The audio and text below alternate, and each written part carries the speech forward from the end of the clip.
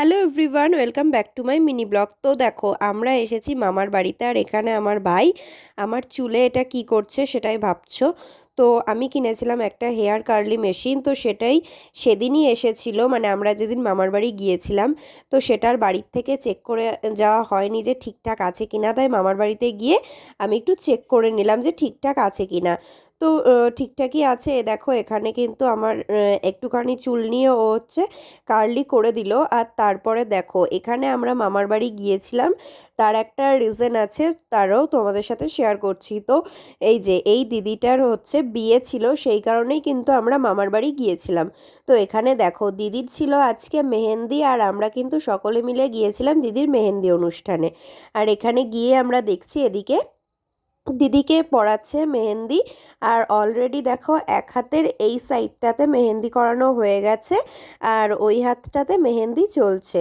তো আমরা সকলে মিলে জানতে পারলাম যে সেই দুপুরে খাওয়া দাওয়ার পরে দিদি বসেছে মেহেন্দি করতে। আর অলরেডি মানে হাত পা বলবো কি, মানে দিদির তো লেগেই গেছে। আর তাহলে ভাবো, যেই দিদিটা মেহেন্দি করাচ্ছে তার কি অবস্থা হচ্ছে। আর ওর মানে ঘাড়ও ব্যথা করছিল। আর তারপরে কিন্তু আমরা দেখে নিলাম একটুখানি বিয়ের জিনিস, এই জায়গাটা কত সুন্দর করে সাজিয়েছে ঠাকুরের সামনে। যেহেতু কালকে বিয়ে, সেই জন্য কিন্তু এখানটায় মানে সমস্ত কিছু সাজানো হয়েছে। আর এইটা হচ্ছে আমার দিদা।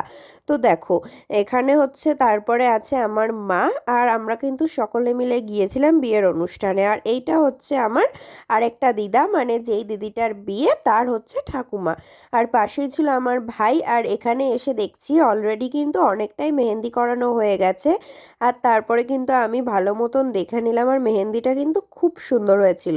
আর তখনও কিন্তু জামাইবাবুর নাম লেখা হয়েছিল না। তো তারপরে আমি আবার বললাম যে তাহলে এবার জামাইবাবুর নামটা লিখে নে। আর এদিকে দেখো, এই বোনটা হচ্ছে দিদির বোন, তো সেই কারণে কিন্তু ও মেহেন্দিতে লিখেছে দিদির বিয়ে।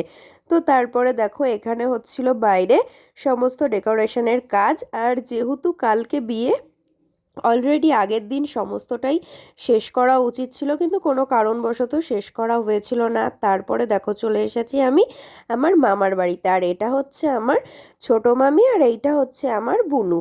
তো আমরা এসেছিলাম সকলের সাথে একটু দেখা করতে। আর তারপরে যেহেতু বিয়ে বাড়ি গিয়েছি, একটুখানি মেহেন্দি না পরলে হয়। এদিকে দেখো, আমিও কিন্তু একটুখানি মেহেন্দি পরে নিয়েছি। আর পরবর্তী ভিডিও দেখার জন্য কিন্তু আমার চ্যানেলটাকে অবশ্যই সাবস্ক্রাইব করো। এখনকার মতন বাই।